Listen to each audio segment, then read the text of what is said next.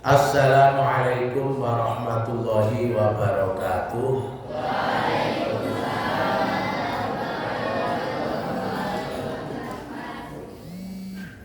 Bismillah, alhamdulillah, wassalatu wassalamu ala rasulillah.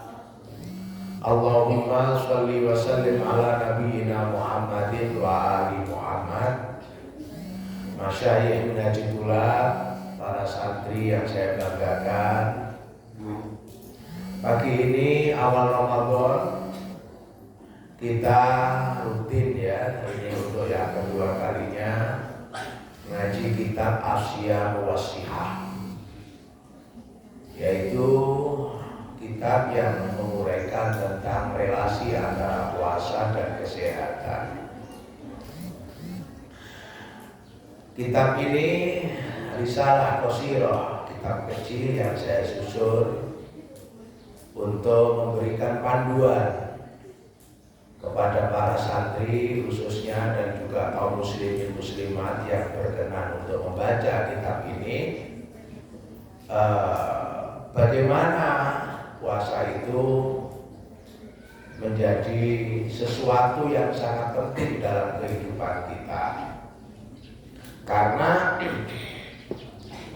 kita ini punya yang namanya rasa, ya rasa. Rasa itu sesuatu yang paling sulit diatur, paling sulit dikendalikan. Misal, orang tahu bahwa makanan pedas itu bikin sakit perut. Ya, biasanya kamu suka seblak yang pedas. Tahu itu, akibatnya kamu akan diare. Tapi kenapa kamu kok makan dengan level mie yang pedasnya pedas setan gitu ya? Karena adalah persoalan rasa. Karena sudah kecanduan gitu loh, seneng gitu. Mungkin kita juga bisa melihat rokok. Rokok itu sudah tertulis, rokok membahayakan. Tapi kenapa laris, banyak dibeli? Ya kan persoalan rasa kepingin merokok. Nah, puasa salah satu kehadirannya pada kehidupan kita adalah mengajarkan bagaimana kita ini bisa mengelola rasa, mengendalikan, tidak sembarang rasa terus kemudian kita nikmati. Apalagi kalau kemudian rasa itu bikin bahaya untuk diri kita, seperti rokok atau makanan pedas tadi. Maka kenapa puasa itu diwajibkan? Kenapa puasa itu juga ada sunnah, puasa sunnah? Karena kita dididik oleh Allah untuk supaya mengandalkan rasa. Bayangkan, kita yang sehari-hari sarapan pagi, siang makan, sore makan, haus minum. Tiba-tiba oleh puasa dilarang. Jangan, kalau kamu makan minum nanti nunggu maghrib.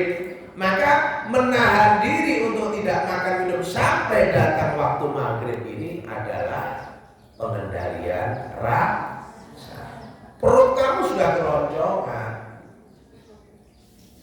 tenggorokan ini juga sudah kering, kepingin minum, kepingin makan. Tapi karena belum waktunya ya kita nunggu sampai tiba waktunya.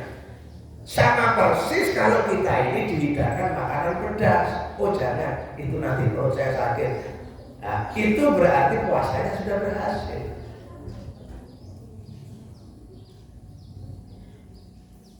Nah, disitulah kemudian penting kenapa puasa itu tiap Ramadan kita wajib. Bayangkan, kalau manusia itu tidak puasa, dia bisa meninggal cepat.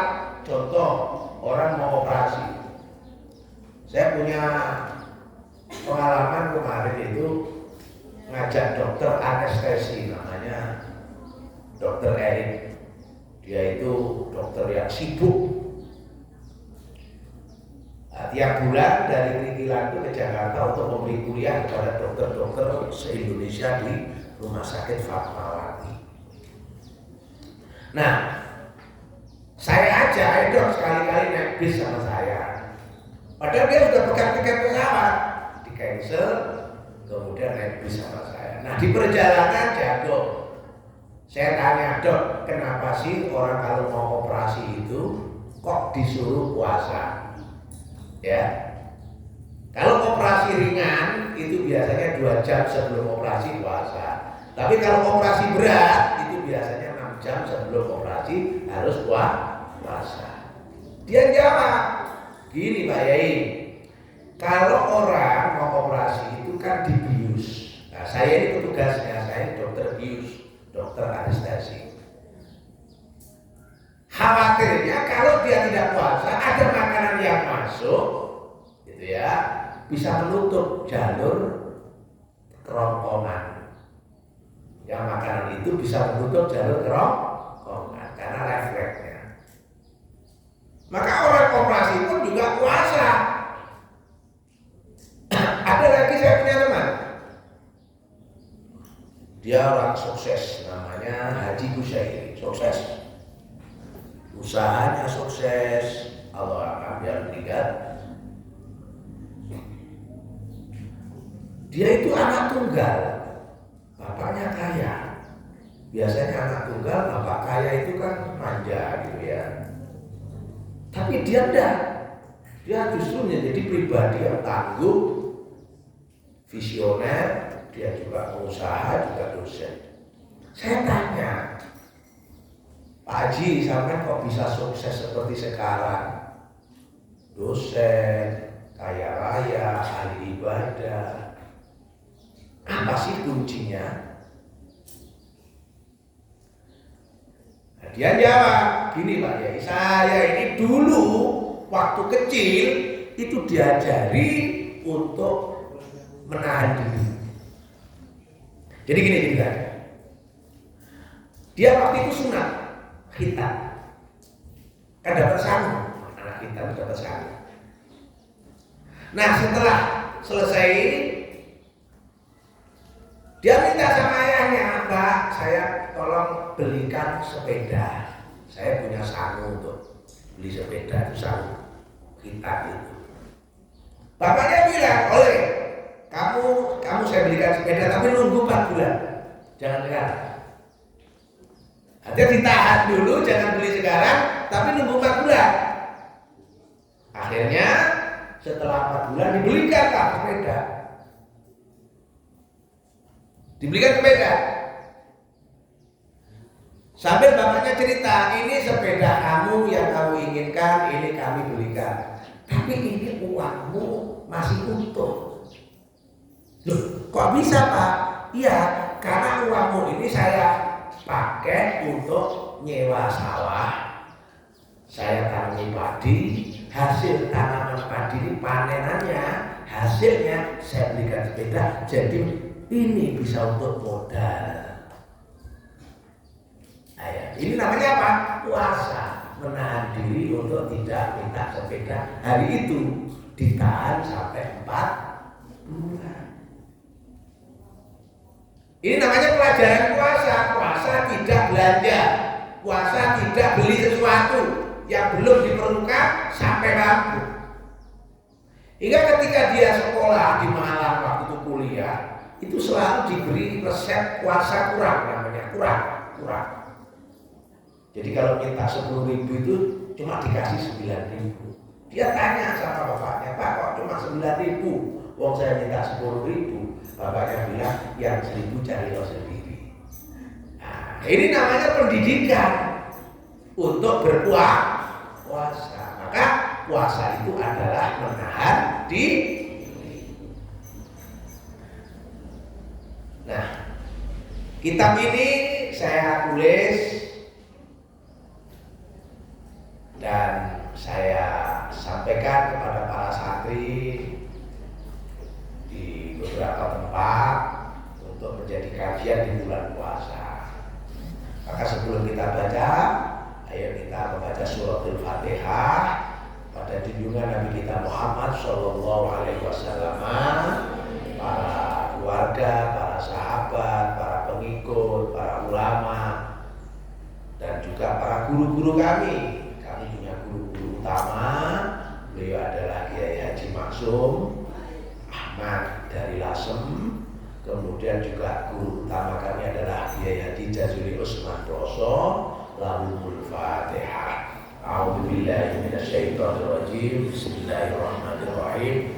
Alhamdulillahirabbil alamin arrahmanir rahim maliki yaumiddin. Iyyaka na'budu wa iyyaka nasta'in. Ihdinas siratal mustaqim. Shiratal ladzina an'amta 'alaihim ghairil maghdubi 'alaihim waladdallin. Amin. Juga liwalidayya wali auladihima, bapak ibu kami, para putra putrinya, para keturunannya, para murid-muridnya. Lahumul Fatihah. A'udzubillahi minasyaitonirrajim. Bismillahirrahmanirrahim. Alhamdulillahirabbil alamin arrahmanir rahim maliki yaumiddin. Iyyaka na'budu wa iyyaka nasta'in. Ihdinas siratal mustaqim. Shiratal ladzina an'amta 'alaihim ghairil maghdubi 'alaihim waladdallin. Amin. Jami'il muslimin wal muslimat wal mu'minin wal mu'minat al ahya minhum wal amwat, ya Allah. Juga kepada wali santri yang di rumah, semoga mereka semua sehat walafiat, diberi rezeki yang melimpah, putra putri yang dipondokkan di Minhajul Tulab sukses dunia akhirat. Al-Fatihah. A'udzubillahi minasyaitonirrajim. Bismillahirrahmanirrahim. Alhamdulillahirabbil alamin arrahmanir rahim maliki yaumiddin. Iyyaka na'budu wa iyyaka nasta'in. Ihdinas siratal mustaqim. Shiratal ladzina an'amta 'alaihim ghairil maghdubi 'alaihim waladdallin. Amin. Bismillahirrahmanirrahim. Bismillahi dengan menyebut nama Allah. Ar-Rahman yang Maha Pengasih, Ar-Rahimi lagi Maha Penyayang. Bismillahirrahmanirrahim dengan menyebut nama Allah yang Maha Pengasih lagi Maha Penyayang. Ada satu pertanyaan menarik. Kenapa setiap kita memulai membaca kitab, misalnya baca buku atau makan atau minum atau perbuatan-perbuatan baik yang lain, selalu dimulai dengan bismillah? Maka Nabi menyatakan kullu amrin tibalin la yubda'u bi bismillah fa huwa abtar. Karena Nabi sudah menyatakan setiap perkara baik, ya perbuatan baik, perkara baik yang tidak dimulai dengan bismillah itu cacat, artinya tidak sempurna. Maka perbuatan baik yang akan kita kerjakan mulai dengan apa? Bismillahirrahmanirrahim. Supaya apa? Supaya perbuatan itu sempurna, gitu ya. Dan di situ Allah menyertakan sifatnya yang Rahman Rahim, sifat yang menyentuh semua makhluk. Rahmati wasi'at kulla syai', bahwa kasih sayang Allah itu menyentuh segala hal. Semua diberi kasih sayang sama Allah. Nyamuk sekalipun itu ada kasih sayang Allah di sana. Lalat sekalipun yang kita mungkin lihatnya jijik, ada kasih sayang Allah di sana. Masya Allah. Rahmati wasi'at kulla syai'. Makna siyami. Pertama, bab menerangkan makna syami, yaitu tentang arti puasa. Makna itu arti asyami, makna syami tentang arti puasa atau definisi puasa. Apa sih puasa itu? Nah ini. Maka asyamu, bahwa yang dinamakan puasa itu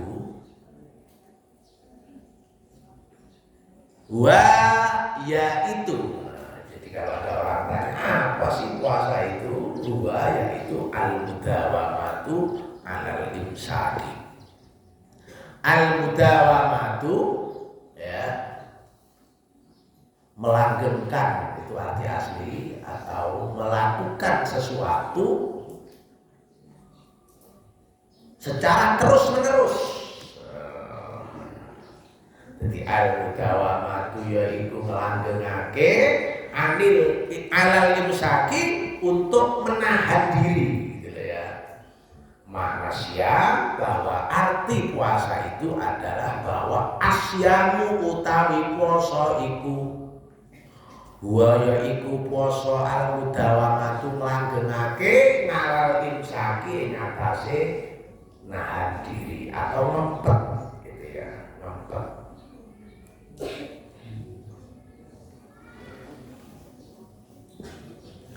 Nahan diri apa? Dari apa? Anil muftirati, dari segala yang anil muftirati, dari segala yang membatalkan puasa. Jadi menahan diri untuk tidak melakukan sesuatu yang kemudian bisa membatalkan puasa. Anil muftirati, saking perkara kang batalake puasa, ma'an niyati, disertai niat.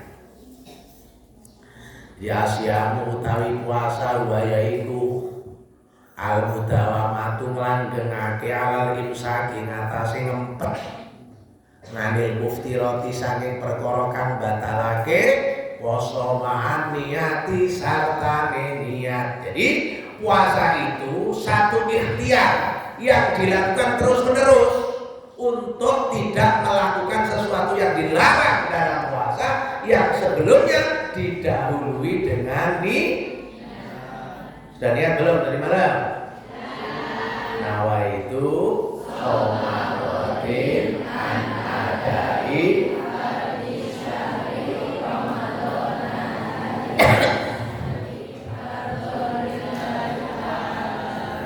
jadi kalian tadi malam berniat kalau puasa wajib seperti Ramadan ini niatnya sebelum imsak. Ya, makanya kalau kamu biar nggak lupa, tak kasih tip itu. Sumtu Ramadan, tulas syahri Ramadan. Itu aja cukup.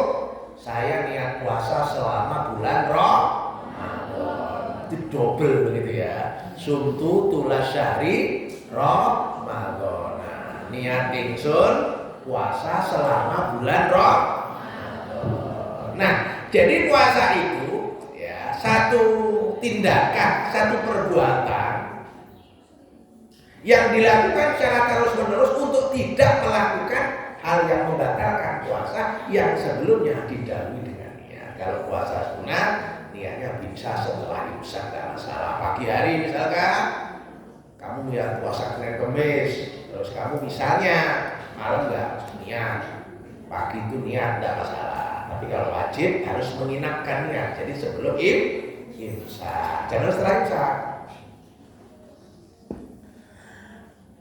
Mulai kapan? Nah, puasanya itu boleh kapan? Min tulu'il fajri, dimulai dari terbitnya fajar, hatta ila ghurubi syamsi, sampai ketika terbenamnya matahari. Min tulu'i syam fajri, dari terbitnya fajar, hatta ila ghurubi syamsi, sampai ketika terbenamnya matahari. Makna siami bahwa arti puasa, siamu bahwa puasa itu bahwa opo kuang jenenge poso waya iku al-mudawamatu nglanggengake alal imsaki ngatasi ngempet anil muftirati sange kabehane perkara kang batalake poso ma'aniyati kasertai niat min tulu'il fajri, teko mulai munculnya fajar, hatta ila ghurubi syamsi, sampai teko terbitnya matahari. Bayangkan kamu yang kalau pagi hari itu makan sarapan ya misalnya, minum teh hangat misalnya, tiba-tiba dengan puasa ini kamu tidak makan, tidak sarapan. Ini kan namanya rasa kamu lagi dididik. Orang oleh karep langsung ceromot, kamu tahu ada istilah obesitas. Obesitas itu kelemot. ya. Belak seperti itu Meli Guslo ya, tahu Meli Guslo dulu gemuk gitu, gemuk Meli Guslo itu. Akhirnya apa? Akhirnya dia puasa dengan diet, dipotong tuh yang namanya usus ya, dipotong yang namanya usus, dipotong. Bayangkan, dipotong yang namanya usus itu sampai sekarang kurus. Buges itu juga gitu ya, obesitas. Kenapa obesitas? Nah, kamu tahu obesitas ya? Kenapa? Obesitas itu terjadi karena apa? Gak kelem poso. Lablek mangan, itu loh, gak kelem poso. Kamu kalau kepingin BB-nya ideal, BB ya, apa? Berat badan. Tapi kalau sing sandinge watak-watuk kuwi jenenge bau BB gitu ya. Nah, BB kamu itu normal, ya kamu ya puasa. Gak ada yang lain, tapi ya jangan sampai kemudian puasanya itu enggak makan, enggak minum 3 hari 3 malam, denger kamu. Puasa itu ada min tulu'il fajri ila ghurubis syamsi, ya. Dalilnya ya ayyuhalladzina amanu wong kang padha iman. Ya ayyuhalladzina amanu wahai orang-orang yang beriman, kutiba diwajibkan alaikum atas kalian asyamu puasa. Kama kutiba seperti halnya diwajibkan alal ladzina kepada mereka min qablikum sebelum kalian. Ya ayyuhalladzina amanu wong kang padha iman, kutiba diwajibkeun alaikum ing atase sira kabeh apa asyamu poso. Kama kutiba kaya oleh diwajibake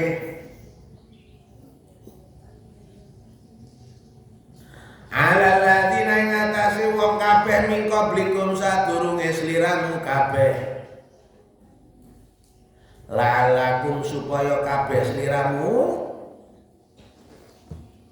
tatakuna padha dadi wong kang takwa. Ya ayyuhalladzina amanu wong kang padha iman, kutiba diwajibkan alaikum atas kalian asyamu puasa. Kama kutiba seperti halnya diwajibkan ala ladzina atas mereka semuanya min qablikum sebelum kalian, la'alakum supaya kalian tattaquna menjadi orang yang bertakwa. Jadi ayat ini menggambarkan tentang kondisi orang-orang dahulu. Ya bukan hanya diwajibkan untuk kita, tapi juga menggambarkan kondisi orang-orang terdahulu, di mana dinyatakan kama kutiba alal ladzina min qablikum. Jadi puasa itu bukan pada umatnya Nabi Muhammad sallallahu alaihi wasallam saja, tapi juga generasi-generasi terdahulu. Ada puasa itu di kalangan mereka gitu. Nah, di sini disebutkan apa tujuan puasa? La'allakum tattaqun. Tujuane puasa iki supaya wong sing poso kuwi iso dadi wong takwa. Orang yang bertakwa itu orang yang gitu ya, menjauhi segala yang membahayakan. Jadi menjauhi bukan hanya meninggalkan, tapi menjauhi. Misalnya begini, ada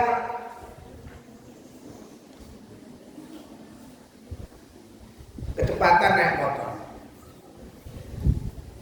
Kalau kamu naik motor misalnya, nggak pakai helm, ngebut, nggak memperhatikan rambu-rambu, itu namanya kamu nggak takwa. Karena apa? Kamu melakukan tindakan yang membahayakan.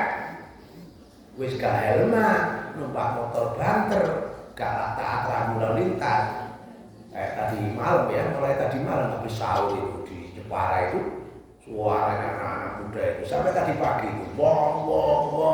Nah, itu namanya tindakan yang membahayakan diri sendiri juga membahayakan orang lain. Nah, itu jelas orang-orang yang demikian jauh dari takwa. Tapi kalau kamu naik motor itu pakai helm misalnya, lakum takut, taat lalu lintas, kemudian tidak ngebut, itu namanya lakum takut. Kamu menjadi orang yang bertakwa. Nah, disitulah tadi saya katakan kenapa puasa itu kaitannya dengan rasa, karena orang dengan puasa itu menahan diri, tidak ngebut, tidak apa. Misalnya seperti itu, pakai helm. Ya ayyuhalladzina amanu, hai orang-orang yang beriman, kutiba diwajibkan alaikum atas kalian asyamu puasa.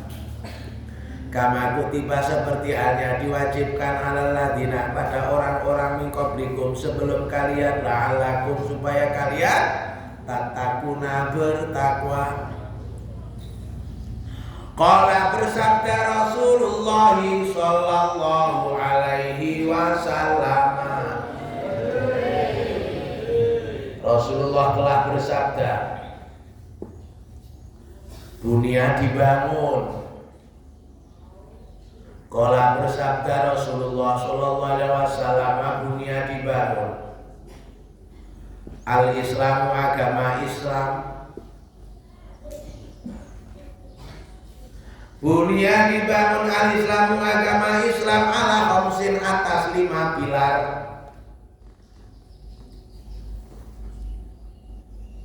Dibangun atas 5 pilar syahadati alla ilaha illallah,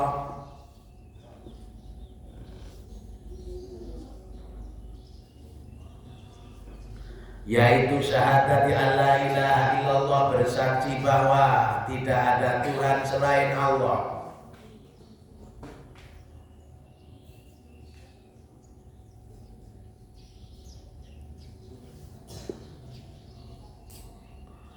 Wa asyhadu anna Muhammadan abduhu wa rasuluh. Bunia dibangun al-Islamu Islam dan bangun ala khamsin ing atase 5 perkara, 5 pilar, yaitu rupane khamsin syahadati alla ilaha illallah, bersaksi bahwa tidak ada Tuhan selain Allah.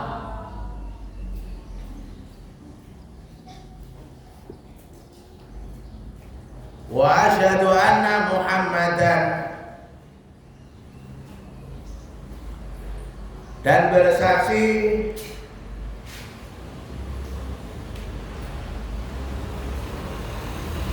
anna Muhammadan, bahwa sesungguhnya Muhammad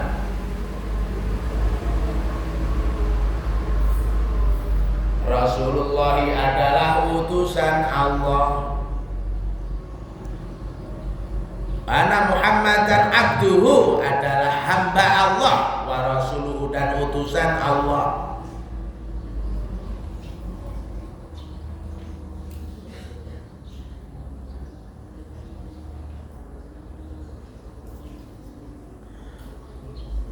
Bunia dibangun al-Islamu Islam ala khamsin atas 5 pilar syahadati alla ilaha illallah, bersaksi tidak ada Tuhan selain Allah. Wa asyhadu anna Muhammadan, dan bersaksi bahwa Muhammad abduhu hambanya Allah, wa rasuluhu dan utusan Allah. Wa iqamis sholati, dan mendirikan sholat.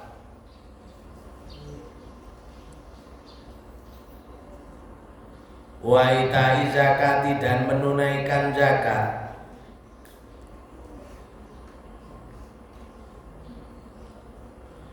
Wa hajjil baiti, dan haji di Makkah. Wa shaumi Ramadhana, dan puasa Ramadan.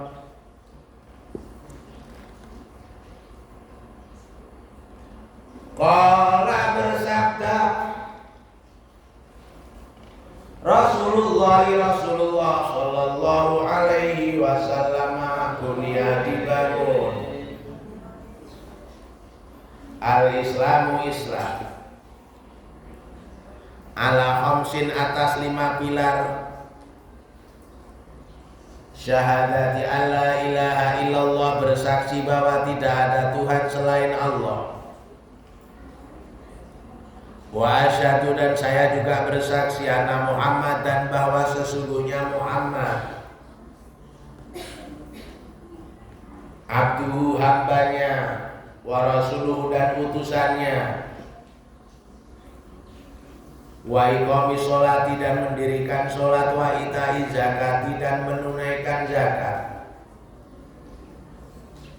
wa hajjil baiti, dan haji di Makkah, wa shaumi Ramadan, dan puasa Ramadan.